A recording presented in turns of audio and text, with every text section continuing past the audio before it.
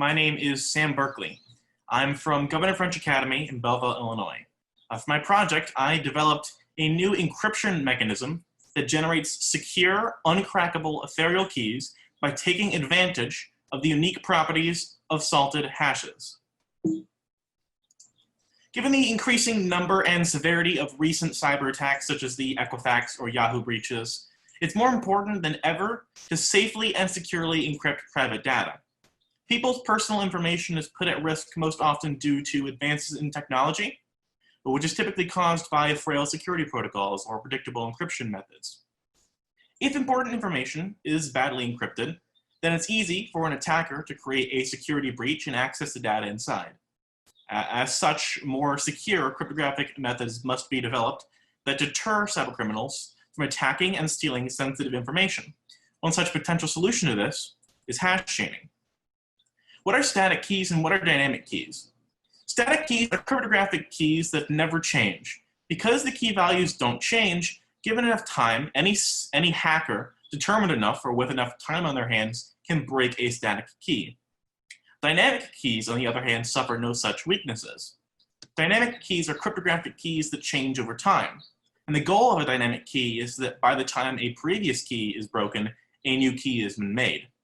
One such example of a dynamic key is an ethereal key. Now, there are many roadblocks towards the standardization of ethereal key usage, but the main one is maintaining forward secrecy. Forward secrecy is the concept that any iterative linear keys can't be derived from previous keys. In most successful methods of creating dynamic keys, new keys are created from previous dynamic keys, which could be a potential weakness. For a security mechanism to maintain forward secrecy, hackers must not be able to reverse engineer the values for previous dynamic keys to predict any future keys, which isn't in itself an easy problem to solve. Just a few of the encryption mechanisms currently being explored are trusted timestamps and one-time function parameters, but they come with their own problems as well. What are salted hashes? Hashing is a type of algorithm that takes a variable length input and converts it into a fixed length output. Salted hashes are simply a more secure kind of hash. A salted hash contains additional input values beyond the primary one. This makes hashes harder to break because the entire algorithm, along with the specific input used, must be known to replicate any output. Hashes are very special algorithms that possess a few unique properties. Number one, hashes are irreversible. The output of a hash does not allow a hacker to discover the function or the data being input. This makes the input more or less impossible to recover. And number two, hashes are irreplicable. The output of a hash function is exclusive to that input, meaning that there are no collisions. And since the output of a hash cannot be determined without knowledge of the input and the function, outputs cannot be replicated. With these properties in mind, how can we use hashes for encryption? Well, we can use hashing in a multitude of ways. Inputting the secret value into a hash function creates a secure, uncrackable output. By using these outputs as cryptographic keys, you can securely encrypt private data. If both entities input the same values, they'll both return the same outputs. By chaining the hashes together, you can synchronize key generation. This is similar to something like radio-controlled torpedoes. My final design, which I coined hash chaining, has three phases: first contact phase, key configuration phase, and the future contact phase. In the first contact phase, the two communicating entities perform a Diffie-Hellman key exchange. A Diffie-Hellman key exchange is a technique that takes advantage of the properties of large prime numbers and modular arithmetic to generate secret session keys and establish secure communication. In the key configuration phase, the two communicating entities agree upon two parameter values using the secure channel created by the Diffie-Hellman key exchange. These two parameter values are the principal string and principal number. After the values are designated, they are individually hashed to create adjusted values, the adjusted string and adjusted number, which are crucial for the iterative process.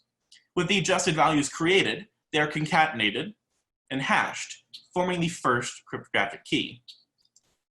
In the future contact phase, these two entities create multiple future keys beyond key 1. This modulation process is very simple and takes advantage of a hash's linearity. Basically, the adjusted values from a previous key are hashed to create new adjusted values. In essence, the previous adjusted values will take the place of where the principal values were in the key configuration phase. After that, the rest of the process is the same. So how secure are the Ethereal keys that hash chaining creates? Well, for one, the parameter value is integral for the generation of these key values that are obscured by multiple hashes. Since the hashes are irreversible, the parameter values are securely protected and maintain forward secrecy. Because due to the modulation process in the future contact phase, new key values are continually created, meaning that by the time any hacker discovers or brute forces an Ethereal key, a new key is created. And any individual key consists of 256 alphanumeric characters. And knowing the amount of time it takes for a computer to guess one value, we can estimate it would take 3 sesquicentillion years to break even one key. That is 3 followed by 81 zeros, which is a number bigger than the amount of observable particles in the known universe. The hope is that by the time these years are up, a new key can be made. Thank you. I would like to thank my mentor, Mr. William Paletti, former senior cryptographic architect for MasterCard and currently member emeritus of ASC X9, for helping me with applied cryptography and answering most of my questions. I'd like to thank Dr. Sewell for helping me with my MATLAB code. I'd like to thank my teacher, Mrs. Christine Stewart, for teaching me modular arithmetic. Thank you. These are my references. Any questions? Well, thank you, Sam. One question is, how do you see more application in government or private industry work? The flexible part of this idea is that it can be used anywhere. Any instance of time where you would want 2 entities to communicate securely over a longer period of time, because why would you go through all these hoops to just send a message one time? You want to communicate over a long period of time. You can use this. And since it's better than using static keys, this model creates ethereal keys, which constantly change. You'll have continually changing, uncrackable codes that hackers can't access. All right, and next question.